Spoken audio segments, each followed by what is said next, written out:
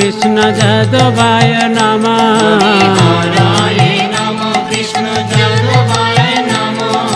যাদবায় মাধবায় কেশবায় নমঃ।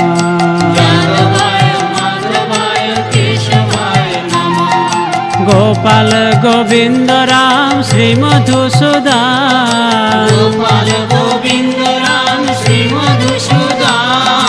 গোপাল গোবিন্দ রাম শ্রী মধুসূদন। গোপাল গোবিন্দ রাম শ্রী মধুসূদন।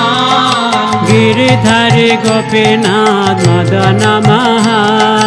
গিরিধারী গোপীনাথ মদন মোহন। হরিহরায় নমঃ কৃষ্ণ যাদবায় নমঃ। হরিহরায় নমঃ কৃষ্ণ। হরে কৃষ্ণ রাধা রাধা। ওম নমো ভাগবতে বাসুদেবায়। রাধা রাধা। আজ আমি শ্রীমদ্ ভগবদ্গীতার পঞ্চম অধ্যায়ের 8 থেকে 9 নম্বর শ্লোক আপনাদের পড়ে শোনাচ্ছি। তার আগে আমি গতকাল পর্যন্ত 6 এবং 7 নম্বর শ্লোক পড়ে শুনিয়েছি। তার আগে আমার এই গীতা কথা চ্যানেলটি অতি অবশ্যই যেন লাইক, শেয়ার এবং সাবস্ক্রাইব করবেন। সাবস্ক্রাইব করতে ভুলবেন না, তাহলে কী হবে 18টি অধ্যায়ের 700টি যে শ্লোক আছে সবই আপনারা শুনতে পাবেন আমার এই চ্যানেলটি অতি অবশ্যই কেউ স্কিপ করবেন না, পুরোটাই শুনুন। 10 থেকে 15 মিনিটের শ্লোক, বেশি তো নয়। দুটো অধ্যায়ের দুটো শ্লোক আছে, 8 আর 9 নম্বর। রাধা রাধা। শুরু করছি। 8 নম্বর শ্লোক, পঞ্চম অধ্যায় কর্ম সন্ন্যাস যোগ। শ্রী শ্রী প্রভুপাদের গীতার গান। সে যোগী চিন্তায় সদা হয় তত্ত্ববিদ। সর্বকার্য করি কিন্তু করি নাও কিঞ্চিৎ। দেখি শুনি স্পর্শ করি নিঃশ্বাসে প্রশ্বাসে। স্বপনে গমনে কিংবা ভোজনে বিলাসে। পোলাপন করি কিংবা ভোগে সে ত্যাগ বা ত্যাগে। উন্মিলন নিমিলন কিংবা নিদ্রা যায় জাগে। জড়কার্যে জড়েন্দ্রিয় সতত সে জানে। নিজ কার্য আত্মতত্ত্ব সর্বদা সে জানে। অনুবাদ। চিন্ময় চেতনার অধিষ্ঠিত ব্যক্তি দর্শন, শ্রবণ, স্পর্শ, গান, ভোজন, গমন, নিদ্রা, নিঃশ্বাস ইত্যাদি ক্রিয়া করেও সর্বদা জানেন যে প্রকৃতপক্ষে তিনি কিছুই করছেন না। কারণ প্রলাপ এবং দ্রব্য ত্যাগ, গ্রহণ, চক্ষুর উন্মেষ এবং নির্মেষ করার তিনি সবসময় জানেন যে জড় ইন্দ্রিয়গুলি কেবল ইন্দ্রিয়ের বিষয়ে পবিত্র হয়েছে, তিনি নিজে কিছু করছেন না। তাৎপর্য, যিনি কৃষ্ণ ভাবনাময় তার অস্তিত্ব সম্পূর্ণভাবে পবিত্র, তাই তিনি কর্তা, কর্ম, অধিষ্ঠান, চেষ্টা ও দৈব এই 5টি প্রত্যক্ষ এবং পরোক্ষ কারণের দ্বারা সাহিত্য কর্মে কোনো রকম সংযুক্ত নন। তার কারণ হচ্ছে তিনি সর্বক্ষণ কৃষ্ণ ভাবনায় ভাবিত হয়ে প্রেমভক্তি স্তরে ভগবানের সেবা করছেন। তাহলে কী হলো এই শ্লোকে আমি কী বুঝলাম, যে যিনি কৃষ্ণ ভাবনায় ভাবিত তিনি তার মনটা সম্পূর্ণ পবিত্র, তাই তিনি কর্তা, কর্ম, অধিষ্ঠান, চেষ্টা এবং দৈব এই 5টি প্রত্যক্ষ যে কর্ম, এই কর্মগুলো কিন্তু তিনি নিজে থেকে করছেন না। তিনি জানেন যে সবই তার কৃষ্ণ ভাবনায় ভাবিত হয়ে প্রেম ভক্তি ভগবানের সেবা করছেন, তার মাধ্যমে এটা হচ্ছে আর কি। তিনি ইন্দ্রিয়গুলো নিজের মাধ্যমে কিছু করছেন না। আপাত দৃষ্টিতে যদিও মনে হয় তার দেহ এবং ইন্দ্রিয়ের সাহায্যে তার কর্তব্য করছেন, কিন্তু প্রকৃতপক্ষে তিনি তার যথার্থ স্বরূপ ভগবদ্ভক্তি পরায়ণতা সম্বন্ধে সচেতন হয়ে তার কর্তব্য কর্ম করেন, সেই কর্ম অপ্রাকৃত। তাহলে কী হলো, এই সমস্ত যে ইন্দ্রিয়গুলির যে কাজকর্ম তিনি কিন্তু নিজে থেকে কিছু করছেন না। তিনি কৃষ্ণ ভাবনায় ভাবিত হয়ে তার ভগবদ্ভক্তি পরায়ণতার মাধ্যমে তিনি সচেতন হয়ে এই কাজগুলো করছেন। সেই কর্মকে বলছে অপ্রাকৃত কর্ম। মহাচ্ছন্ন অবস্থায় ইন্দ্রিয়গুলি ইন্দ্রিয় তৃপ্তি সাধনের চেষ্টায় কর্তব্য কর্মকে, কিন্তু ভগবত চেতনা ইন্দ্রিয়গুলি শ্রী ভগবানের সন্তুষ্টি বিধান করার সেবায় পবিত্র হয়। যেটা বলছিলাম যে আমরা এমনি ইন্দ্রিয় যেগুলি কাজগুলো যে করি সেগুলো হচ্ছে নিজে থেকে করি, কিন্তু যিনি করাচ্ছেন আর কি ভগবত চেতনার মাধ্যম দিয়ে যে কাজগুলো ভগবানের সেবার মাধ্যমে করাচ্ছে সেটা হচ্ছে সন্তুষ্টি প্রদান করার জন্য ইন্দ্রিয়গুলো সচেতন করছে, তাই বলতে চাইছে। তাই কৃষ্ণ ভক্তকে আপাত দৃষ্টিতে জড়জগতের কর্তব্য কর্মে আবদ্ধ বলে মনে হলো, প্রকৃতপক্ষে তিনি মুক্ত। আপাত দৃষ্টিতে মনে হয় যে তিনি যেন ইন্দ্রিয়গুলি কাজগুলি কী করছেন, নিজে থেকে করছেন, কিন্তু সেগুলি নয়। কারণ সেটা মনে হলো প্রকৃতপক্ষে তিনি জড়জগৎ থেকে মুক্ত। দর্শন, শ্রবণ, গমন, স্পর্শ, ভোজন ইত্যাদি হচ্ছে ইন্দ্রিয় কর্ম। কৃষ্ণভক্ত কোনো অবস্থাতে ইন্দ্রিয় এই সমস্ত কর্মের দ্বারা প্রভাবিত হন না। ভগবানের সেবা ছাড়া তিনি আর কোনো কর্মই করতে পারেন না। তাহলে এই যে বলছে দর্শন, শ্রবণ, ভ্রমণ, গমন, ভোজন, এগুলো হচ্ছে ইন্দ্রিয় কর্ম। এই কর্মগুলোকে কিন্তু নিজে থেকে কিছু করছেন না। কৃষ্ণভক্ত অবস্থাটি হচ্ছে ইন্দ্রিয় এই সমস্ত কর্মের দ্বারা প্রভাবিত হন না।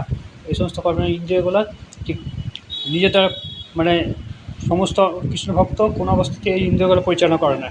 ভগবানের সেবা ছাড়া তিনি আর কোনো কর্মই করতে, ভগবানের সেবাটাই হচ্ছে তার একমাত্র কর্ম। কারণ তিনি জানেন তিনি হচ্ছেন ভগবানের নিত্যদাস। কারণ তিনি হচ্ছে জানেন যে তিনি ভগবানের নিত্যদাস। আর নিত্যদাস মানে ভগবানের সব ছায়া সঙ্গী যাকে বলছি।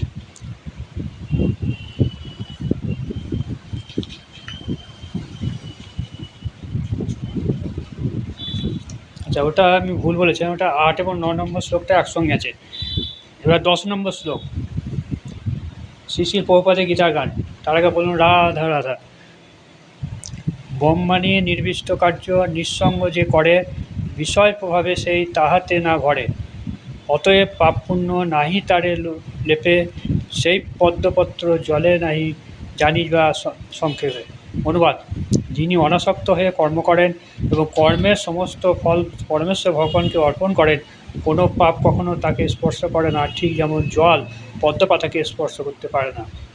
এখানে ব্রহ্মাণী শব্দের অর্থ হচ্ছে কৃষ্ণ ভক্তি। জড়জগতে প্রকৃতির 3টি গুণের অভিব্যক্তি তাকে বলে প্রধান। বৈদিক মন্ত্র সর্বনং হত্যব্রহ্ম তন্মদেতং ব্রহ্ম নামক রূপম পরমন্য চ জায়তে এবং ভগবদ্গীতার শ্লোক মম জনিমর্দ ব্রহ্ম বর্ণনা করে এই জগতে সব কিছুই ব্রহ্মের প্রকাশ।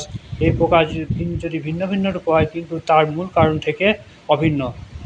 ঈশ্বরোপনিষদে বলা হয়েছে সব কিছু পরম ব্রহ্ম শ্রীকৃষ্ণের সঙ্গে সম্পর্কযুক্ত, তাই তিনি হচ্ছেন সব কিছুর অধীশ্বর, যিনি এই সত্যকে সম্পূর্ণরূপে উপলব্ধি করতে পেরেছেন এবং সেই উপলব্ধির ফলে সব কিছুই ভগবানের সেবায় নিয়োজিত করেছেন। তিনি কোনো অবস্থাতেই পাপ পুণ্য কর্মের বন্ধনে আবদ্ধ নন। তাহলে কী হচ্ছে এই 10 নম্বর শ্লোকে আমরা কী দেখতে পেলাম? যিনি অনাসক্ত হয়ে কর্ম করেন, কর্মের ফল পরমেশ্বর ভগবানকে অর্পণ করেন, তাকে এই সমস্ত পাপ কখনো স্পর্শ করতে পারে না। যেমন জল যেমন পদ্মকে স্পর্শ করতে পারে না, তেমনি এই পাপগুলো তাকে কোনোদিন স্পর্শ করে না, কারণ তিনি ভগবানের সেবায় নিজেকে নিয়োজিত করেছেন। আবার এখানে কী বলছে, ওই যে সেই যিনি সত্যকে উপলব্ধি করতে পেরেছেন, উপলব্ধির ফলে সব কিছু ভগবানের সেবায় নিয়োজিত করেন, তিনি কোনো অবস্থায় পাপ পুণ্য কর্মবন্ধনে দ্বারা বললেন। যিনি সব কিছু জানছেন যে আমি ভগবানের সেবায় নিজেকে নিয়োজিত করেছি, তাহলে কী হবে, তাকে পাপ পুণ্য কোনো সময়তে কর্মবন্ধনে আবদ্ধ করতে পারবে না। পাপ বা পুণ্য কোনো কর্মফলই তাকে স্পর্শ করতে পারে না। পাপ বা পুণ্য কোনো কর্মফল তাকে স্পর্শ করে। তিনি জানেন যে কোনো কর্তব্যকর্ম সাধন করার জন্যই ভগবান তাকে প্রকৃত শরীরটা দান করেছেন, তাই ভগবানের সেবাতে তিনি সেটা নিয়োজিত করেন। তাই সব রকম কলুষ থেকে মুক্ত। ঠিক যেমন জলে থাকলেও পদ্মপাতাকে কখনো স্পর্শ করতে পারে না। ভগবান গীতাতে ময়ি সর্বাণী কর্মাণি সৎসন্ন্যস্য, সমস্ত কর্ম আমার কাছে সমর্পণ করো। তার মানে যে জীব কৃষ্ণ ভাবনায় শূন্য, তার দেহ ইন্দ্রিয়কে স্বরূপ মনে করে, সে কর্ম করে, কিন্তু কৃষ্ণ ভাবনায় তিনি জানেন তার দেহটা ভগবানের সম্পত্তি, তাই তিনি তা সর্বপদে ভগবানের সেবায় নিয়োজিত করেছেন সর্বতভাবে। তাহলে আমরা এই কটা লাইনে কী বুঝতে পারলেন? যিনি ভগবানের সেবায় নিজেকে নিয়োজিত করেছেন, তাকে পাপ পুণ্য বলে কোনো কিছু স্পর্শ করতে পারবে না। কারণ জল যেমন এই পদ্মপাতাকে স্পর্শ করতে পারে না, ঠিক একই রকমের তার দেহের যে কলুষিত হয়ে আছে সে পাপ পুণ্য সেই সমস্ত খারাপ কার্য তাকে কোনো মতে স্পর্শ করতে পারবে না, কারণ তিনি কৃষ্ণ ভাবনামৃত, কৃষ্ণ ভাবনা শূন্য। ফলে তার দেহ ইন্দ্রিয় স্বরূপ মনে করে যে সে কর্ম করে, কিন্তু তিনি কৃষ্ণ ভাবনাময়। তিনি জানেন যে দেহটা ভগবানের সম্পত্তি, তার দেহটা হচ্ছে ভগবান সম্পত্তি, সেটা মনে করে সে কৃষ্ণ ভাবনায় কৃষ্ণের কাছে সে সমর্পণ করেছে। ফলে সে সমস্ত কাজই কৃষ্ণের নামে করে, তাই তিনি তার সর্বতভাবে ভগবানের সেবায় নিয়োজিত, তাই তিনি নিজেকে ভগবানের সেবায় নিয়োজিত করেছেন।